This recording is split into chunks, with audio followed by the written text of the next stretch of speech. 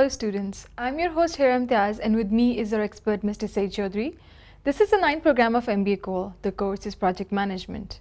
Our today's topic is Human Resource Management. Welcome Mr. Chaudhary. Thank you. But let us first have a brief review of last program on Quality Management. I read it for you. Quality in Project Management, Quality of Management, Quality of Deliverable, Quality of Process, Processes of Quality Management, Methods of Instituting Quality System, Role of Project Manager, Role of Top Management, Quality Management, Quality Planning, Quality Control, and Quality Assurance. As announced by Compare, our today's topic is Human Resource Management in Projects. It includes People Management Skills, Motivation Theories, Influence and Power, Effectiveness, Organizational Planning, Responsibility Assignment Matrix, Staffing Management Plan, Staff Acquisition, Resource Loading and Leveling, Team Development, and Reward and Recognition Systems. all this leads to motivating people for greater productivity. What is authority?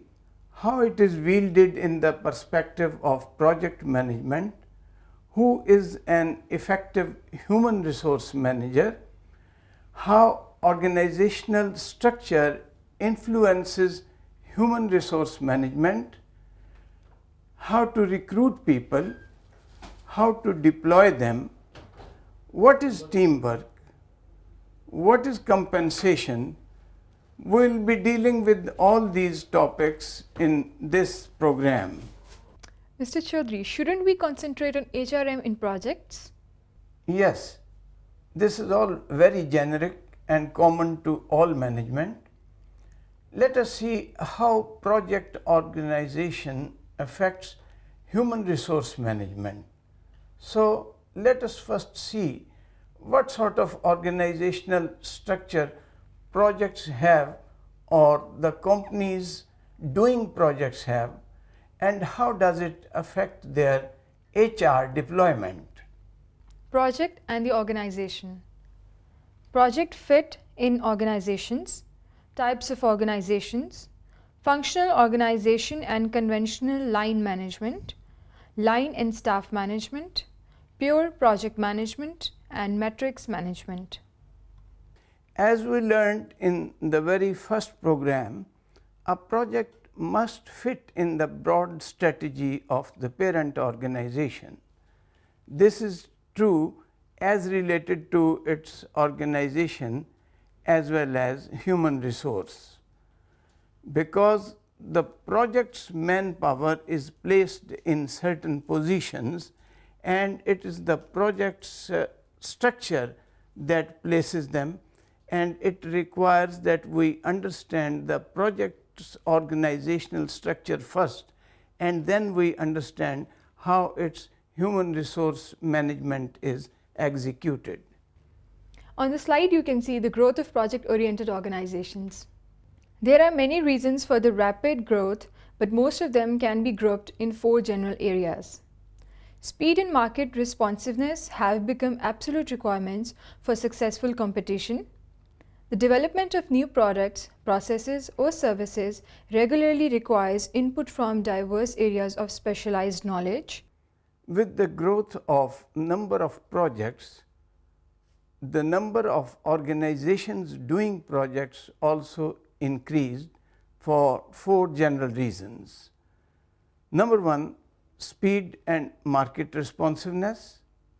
Number 2, the development of new products, processes, or services regularly requires input from diverse areas of specialized knowledge. The other 2 reasons are rapid expansion of technological possibilities in almost every area of enterprise tends to destabilize the structure of organizations. A majority of senior managers rarely feel much confidence in their understanding and control of the activities in their areas. The reason of rapid expansion of new technologies makes older forms of organizations unstable, and inadequate. Naturally, every growth brings with it some peculiarities, and therefore there is a small period of destabilization. Senior managers feel difficulty in keeping abreast of new developments, yet they have to control the activities so as to make the projects successful. But what are these new and old forms of organization or their mix as applied to project? Types of project organizations. There are two fundamentally different ways of organizing projects within the parent organization. The project as a part of functional organization, the project as a freestanding part of the parent organization. A third type, called a matrix organization, is a hybrid of the two main types. Each has advantages and disadvantages. Now, it's not difficult to see that the projects could be totally within the permanent functional organization or the functional departments of the organization, or it may be a freestanding part of the parent organization like another department, or it may be partially related to different functional departments and directly controlled by a senior vice president. Here you can see the reflections of influence of organizational structure on organization of human resource. Use of manpower in functional departments facilitates but also creates certain problems or difficulties. When project is a part of functional organization, the attitude of human resource changes because the client is not the focus of activity or direct concern of the people because they belong to the functional department. The functional divisions are more interested in their own functions. Project managers also change during the project completion or the project management is not clearly defined. Layers of functional department come between the client and the project. Functional departments employees' interest of promotion and increment lie in their own department, and they tend to optimize the project according to their lines of specialization, which in a way sub-optimizes the project. And now, let us see what happens when it is a pure project organization. But before the expert gives the details about project organizations, I would like to tell you about the project as a part of functional organization. Advantages of using the functional elements of the parent organization as the administrative home for a project include maximum flexibility in the use of staff, individual experts can be utilized by many different projects, specialists in the division can be grouped to share knowledge and experience. The functional division also serve as a base of technological continuity when individuals choose to leave the project. The functional division contains the normal path of advancement for individuals whose expertise is in the functional area. Pure project organization. All members of the project workforce are directly responsible to the project manager. When the project is removed from the functional division, the lines of communication are shortened.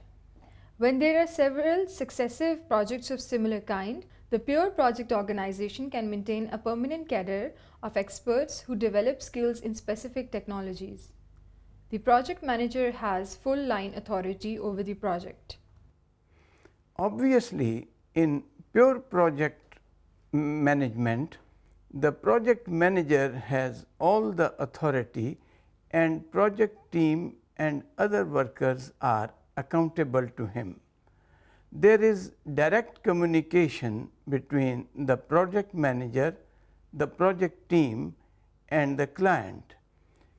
And if projects keep coming in and the same team continues, a sort of career path develops, and experts with specialized knowledge of specific technologies get attached to this organization. However, some multinationals doing projects have found matrix form of organization more suited to projects. What is this matrix form of organization? The matrix organization. The matrix organization is a combination of functional and pure project. A matrix organization can take on a wide variety of specific forms. Project or strong matrix organization most resembles the pure project organization. The coordination or functional or weak matrix most resembles the functional form. The balanced matrix lies in between the others. Since matrix form of organization is a mix of functional and pure project organization, it is very interesting, but it has its advantages and disadvantages. Matrix management gives the project access to representatives from the administrative units of the parent firm. The matrix organization allows a better company-wide balance of resources to achieve goals. There is a great deal of flexibility in precisely how the project is organized within the matrix. The balance of power between the project and functional areas is very delicate. The division of authority and responsibility in a matrix organization is complex and uncomfortable for the project manager. Matrix management violates the management's basic principle of unity of command. Naturally, because there are managers from functional departments and managers from project who control people and to whom people report. So, there are more than one supervisors to whom people report, and one supervisor receives reports from diverse divisions and departments. Project workers have at least two bosses, their functional heads and the project manager. Rather than being a standalone organization like the pure project, the matrix project is not separated from the parent organization. These are human resource implications of pure project and matrix organizations. But what a manager must do to begin with? He must first understand human resource management processes, and these are: develop human resource plan, acquire project team, develop project team, manage project team. This means the project manager must identify and document project roles, responsibilities, and required skills. Availability of required human resource may be confirmed, the competencies of various members and their interaction be improved. The project manager must develop a system of tracking team members' performance. The first step, however, is to develop a human resource plan. Developing human resource plan. Inputs: activity resource requirements, enterprise environmental factors, organizational process assets. Tools and techniques: organization charts and position description, networking, organizational theory. Output: human resource plan. The slide you saw had three parts: inputs, tools and techniques, and output. In the form of human resource plan, next is acquiring project team. Acquiring resource requirements are resources required for each activity. Enterprise environment factors are personnel administration, employee training, and skill assessments, and organizational process assets are certificates of appreciation, newsletters, websites, bonus structures, and corporate apparel. It seems that project team is a very important part of developing human resource plan. To staff a project, the project manager works from a forecast of personnel needs over the life cycle of the project. A work breakdown structure is prepared to determine the exact nature of the tasks required to complete the project. Skills requirements for these tasks are assessed and like skills are aggregated to determine workforce needs. From this base, the functional departments are contracted to locate individuals who can meet these needs. Certain tasks may be subcontracted. It means we have to assess the human resource needs through assessing the skills that we will be needing, and for that we have to aggregate the like skills, which means that we have to estimate what sort of skills will be required for different parts and also for different life cycle phases. For example, in initiation and planning, we may be needing certain skills. In the growth phase, we will be needing some other skills, and at maturity, more practical skills will be required. And while winding up the project in the decline stage, the skills of audit and reporting may be required. So, the manpower needs are assessed according to the life cycle phases and according to the skills required at various times. It means that acquiring project team is the next phase. Acquiring project team. Inputs: project management plan, enterprise environmental factors, organizational process assets. Tools and techniques: pre-assignment, negotiation, acquisition, virtual teams. Outputs: project staff assignments, resource calendars, project management plan updates. Nobody can deny the importance of acquiring a project team. Acquiring a team requires that project management plan must be clear to all. Culture of organization also plays part in attracting good people. Assignments must be made clear before people join, terms be negotiated, and services acquired at mutually agreed terms. The result is in the form of assignments, resource availability, and resource schedule, and any updates in project management plan. Once the team has been acquired, one needs to develop it because managing project is a dynamic process. How to develop a team?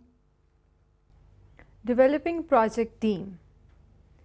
Inputs: project staff assignments, project management plan, resource calendar. Tools and techniques: interpersonal skills, training, team building activities, ground rules, co-location, recognition and rewards. Outputs: team performance assessments, enterprise environmental factors. Project team must be managed with clarity of assignments and resources. Not only that, the availability of resources at appropriate time must be ensured. This includes human resource of technical nature, that is consultants, advisors, scientists, engineers, and administrators. Resource calendars document the time periods that each project team can work on the project. Creating a reliable schedule depends on having a good understanding of each person's availability, including vacation time and commitments to other projects, to accurately document team members' availability. Training forms a very important part of development of human resource of all kinds, particularly HR of skilled nature. Group dynamics and team working comes in category of interpersonal skills. Locating or stationing of employees to achieve enhanced productivity levels is important. Higher productivity must be rewarded. Value adding work must be recognized. At the end, team performance must be assessed, and this leads to enterprise culture. This leads to the process of developing a project team and stages of development as well. Stages of team development: forming, storming, norming, performing, adjourning. Now, forming is forming the team, that is getting the appropriate people together, and storming means that when they have been briefed, they storm to their work because they are very enthusiastic in the beginning. In the phase of norming, they come to normalize and they start their work and achieve optimum targets. In the stage of performing, everybody is performing to his or her ability and giving their best and trying to achieve their targets. And after that, at the stage of adjourning, they are disbanding because the work is finished. Some people are happy over the achievements and others are sad because the work is finished. And how team members are chosen? Members of project team.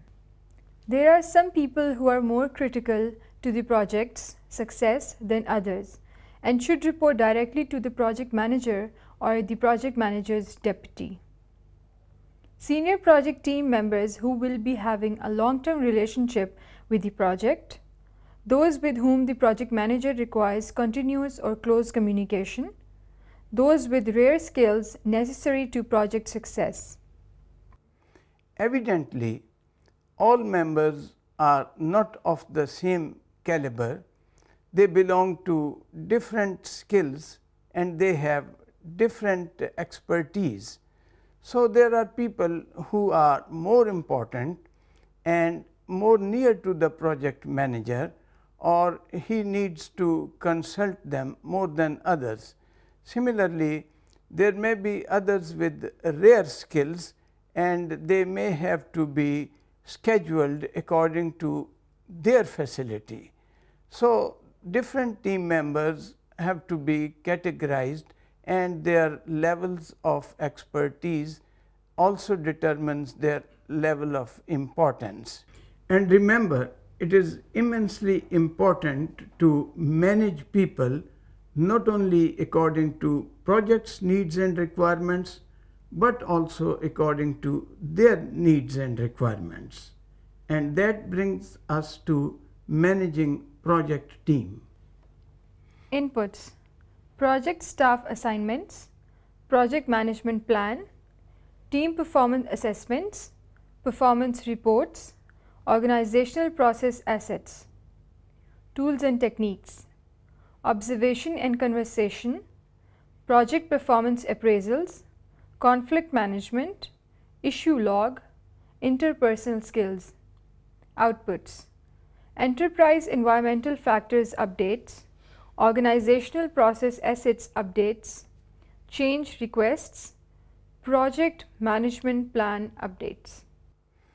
Enterprise environmental factors that may require updates as a result of managing projects team include input to organizational performance appraisals and personal skill updates, organizational process assets that may require updates as a result of managing project team process include historical information and lessons learned, documentation, templates, and organizational standards processes. I feel there are some very important skills that a project manager must learn and develop. For example, effective decision making and conflict resolution. You are right. Let us study these. First, effective decision making. Effective decision making. Focus on goals to be served. Follow a decision making process. Study the environmental factors. Develop personal qualities of team members. Stimulate team creativity. Manage opportunity risk. Obviously, this is a matter of interpersonal skills and human skills. Basically, it means understanding things, analyzing things, keeping a focus on the issue and taking everybody on board. And now, conflict resolution. Conflict resolution. Withdrawing, avoiding. Smoothing, accommodating. Compromising, forcing, collaborating. Confronting, problem solving. Withdrawing is retreating from an actual or potential conflict situation. Smoothing is emphasizing areas of agreement rather than areas of conflict. Compromising is searching for solutions that bring some degree of satisfaction to all parties. Forcing is pushing one's viewpoint at the expense of others. Offers only win-lose situation. Collaborating is incorporating multiple viewpoints and insights from differing perspectives. It leads to consensus and commitment. And now at the end, let's have a review of the salient points of today's program. Project organization and human resource management. Develop human resource plan. Acquire project team. Develop project team. Manage project team. Motivation, effective decision making, and conflict resolution. This is the end of today's program. With thanks to the expert, Hera, Imtiaz say goodbye to you. Good luck, take care. Thank you, expert. Thank you.